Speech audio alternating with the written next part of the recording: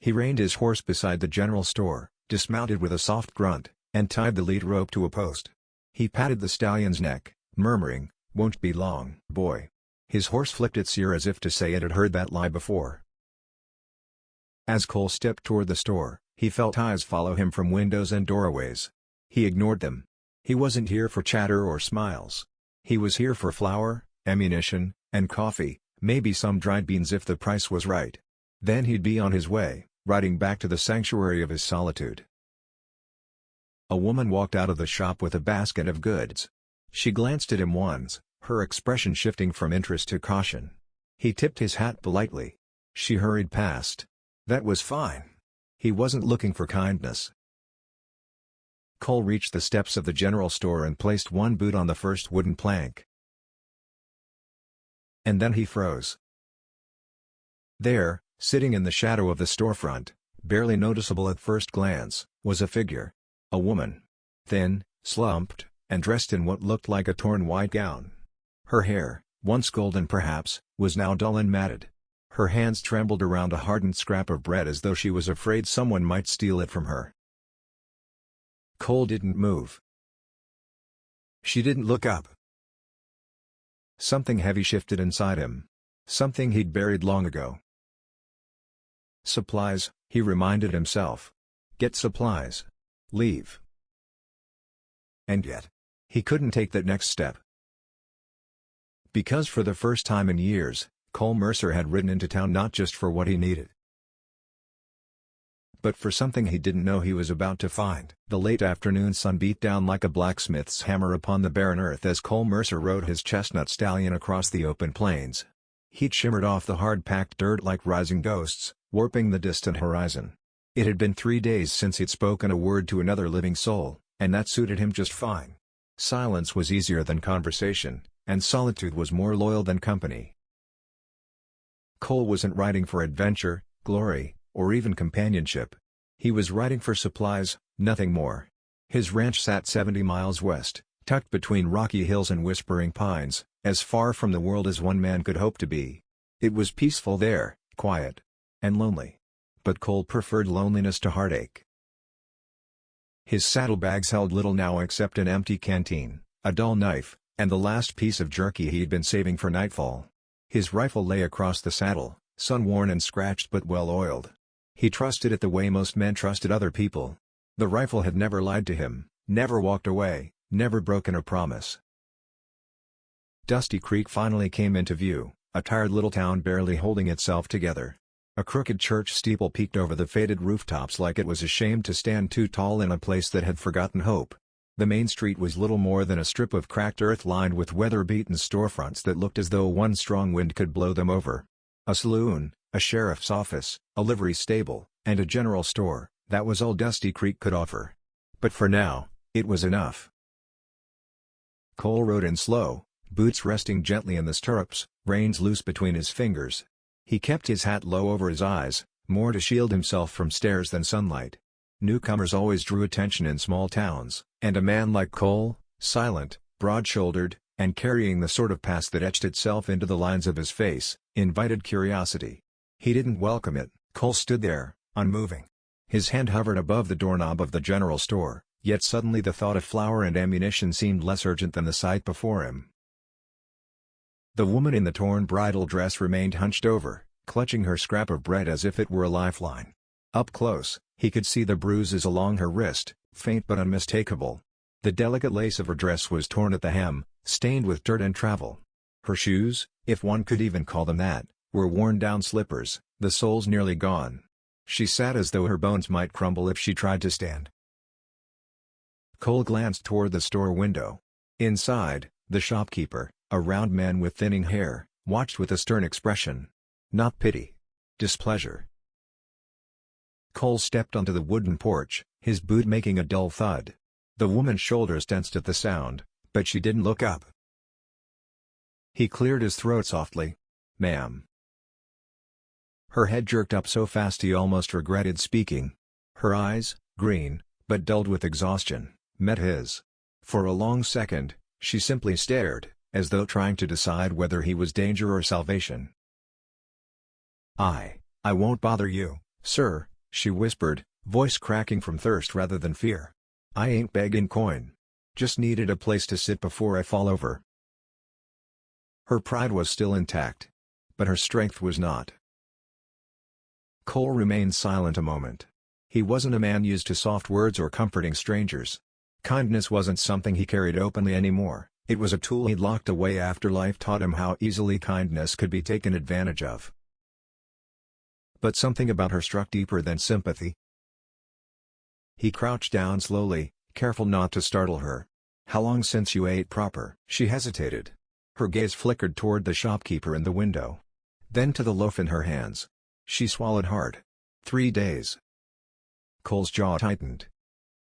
Before he could respond, the general store door creaked open and the shopkeeper stepped out, arms crossed. "She's been sittin' there all morning," the man grumbled. "Told her clear I ain't runnin' no soup kitchen. Said she'd pay later, but I don't run tabs for stray brides in rags." Cole turned his head slowly toward the man. "She askin' for charity?" "Woman's askin' for miracles," the shopkeeper scoffed. "Told me she'll wash floors or scrub pots, but I ain't got time to babysit some runaway wedding doll." That word, runaway, lingered. Cole looked back at her. Her lips trembled. Her green eyes held a plea she didn't voice. Finally, she took a shaky breath and spoke, not to the shopkeeper, but to Cole. "Sir," she whispered, "I'll work. I'll cook, I'll clean, I'll sew, I'll mend fences if I have to. But please, don't let me starve." The last word broke.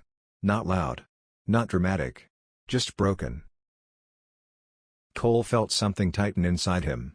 He had come for flour and ammunition. But now... He stood without another word. Walked past her. Through the store doors.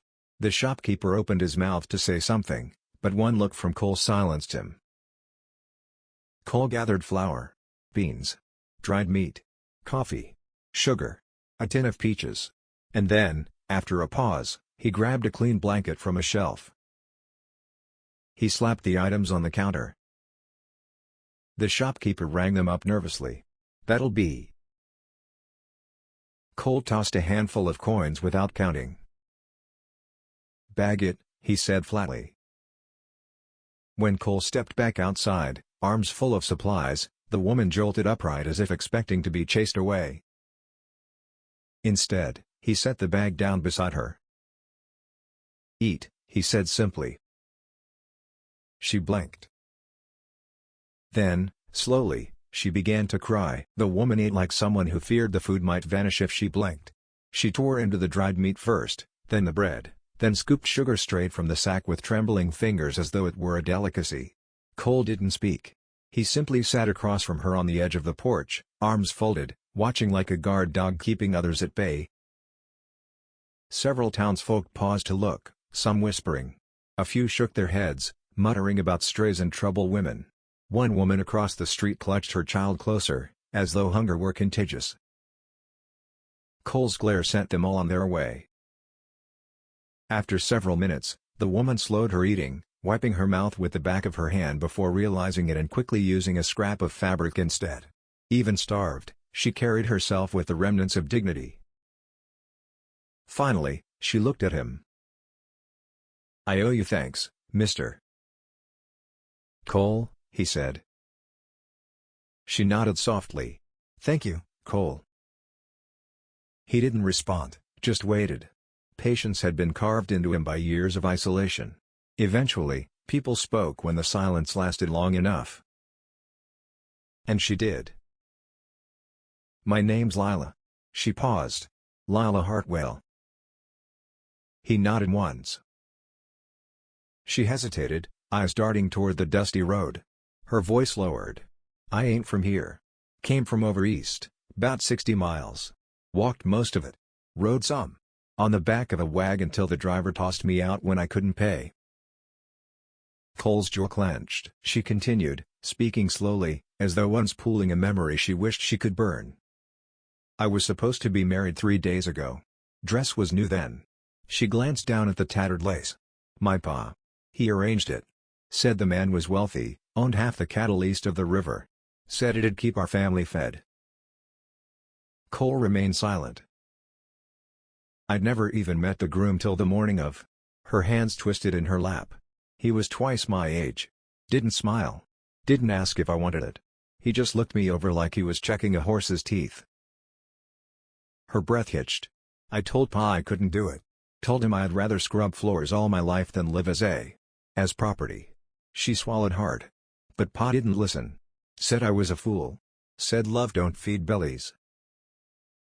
So I ran.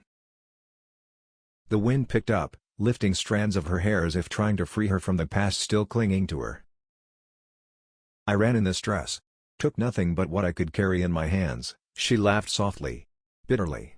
Turns out lace and satin don't make good travel clothes. Cole's eyes shifted to the bruises on her wrist. Someone chased you? She froze. Then nodded. Groom hired 2 men to drag me back. Found me on the road the first night. I fought. She lifted her chin, defiant despite her frailty. I lost. She didn't elaborate, but she didn't need to. Cole understood. They left me there when they thought I'd stopped moving. Guess they figured the desert would finish the job. She pulled the blanket tighter around her shoulders. But I didn't die. Not yet, anyhow. For a long time, neither spoke. The sun dipped lower, casting orange over the street. Finally, Lila looked at him, not with pleading this time, but with quiet courage. I ain't asking for pity. Just a chance to live. To work. To earn my keep. She straightened as much as her tired frame allowed. Sir. I don't need savin'. Just need a place till I can stand on my own 2 feet again. Cole stared at her a long moment. Then he stood. Held out his hand.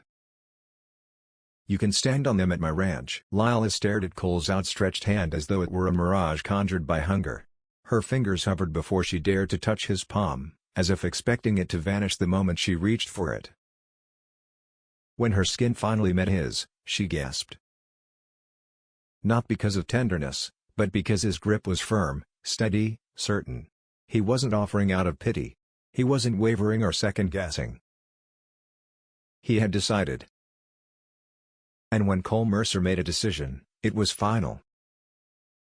He helped her to her feet with care, as though she were made of glass. She wobbled. He steadied her with a hand to her back. She flinched at the contact, but didn't pull away. Trust was new to her, but she was trying. Can you ride? He asked. Not side saddle, she said with the faintest spark of humor, but I reckon I'll manage. He almost smiled.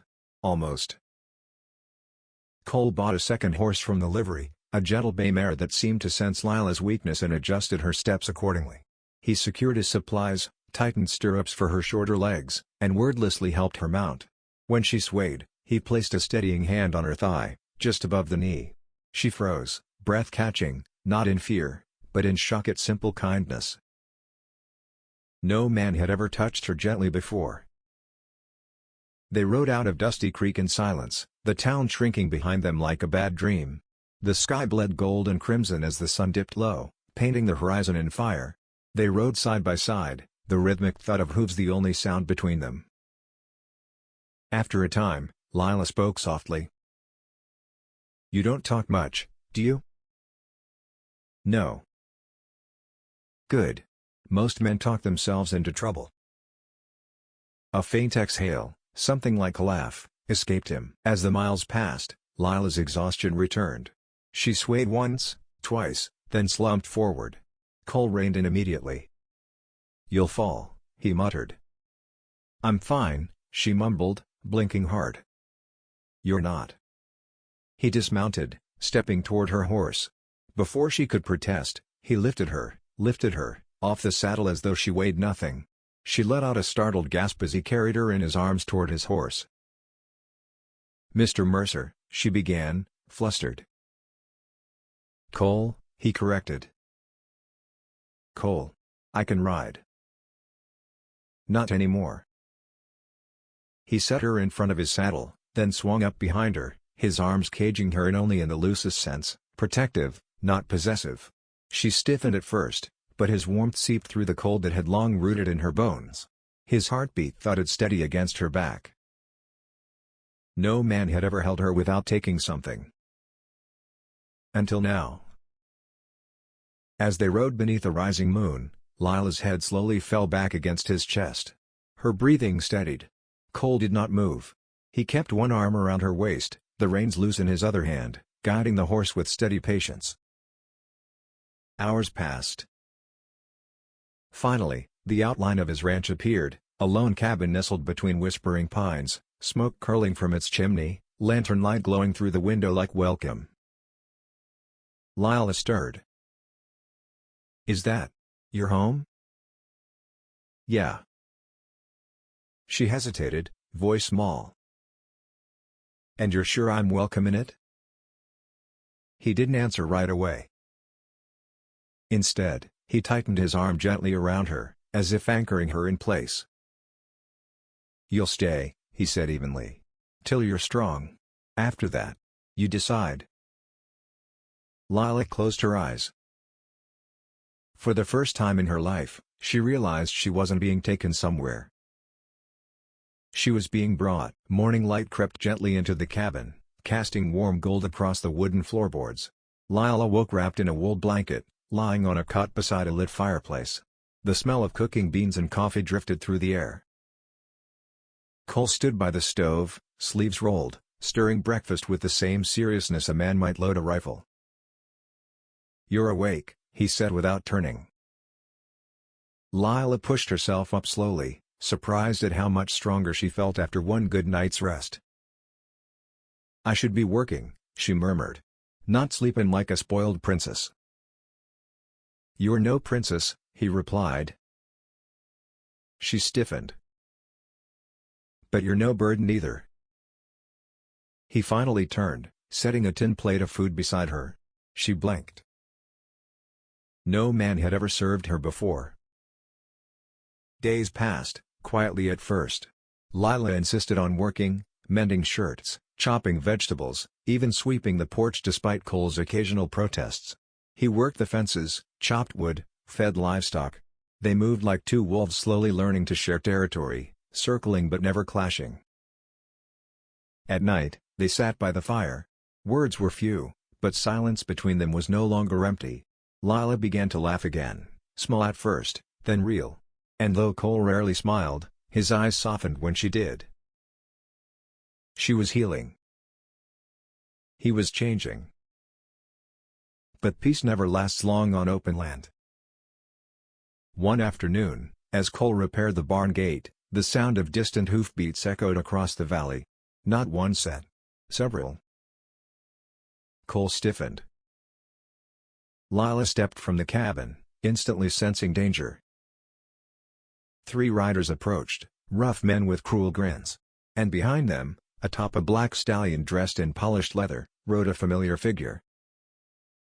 Her former groom. He reined in, eyes burning with cold arrogance. "Well, well," he drawled. "Runaway bride's found herself a new keeper." Cole stepped forward, positioning himself between Lila and the men. "She ain't property," he said low. The groom smirked. "Everything's property if you've paid for it." Lila's hands trembled, but she forced her voice steady. "I ain't yours. Not now. Not ever." The groom's eyes hardened. He nodded to his men. "Take her." The first rider urged his horse forward, only to be met with the barrel of Cole's rifle. His voice stayed calm, but it held iron. "She stays." Tension snapped through the air like a whip. The groom's grin vanished. "She's not worth dying over, cowboy." Cole didn't blink. "She is." Lila gasped. Not because she hadn't hoped, but because she hadn't expected anyone would ever say it. The standoff stretched like wire ready to break. Finally, the groom spat on the ground. "Keep her, then. She'll drain you dry. Just like all desperate women do." He jerked his reins and wheeled his horse around. The others followed. Only when the hoofbeats faded did Lila realize she was shaking. Cole lowered the rifle. She took one step toward him. "Why? Why'd you stand for me?" she whispered. His answer was simple. "Because no one stood for me when I needed it." Her breath caught. Slowly, she reached out, not as a plea this time, but as a choice. He didn't pull away. For the first time since she'd run, she wasn't just safe. She was home.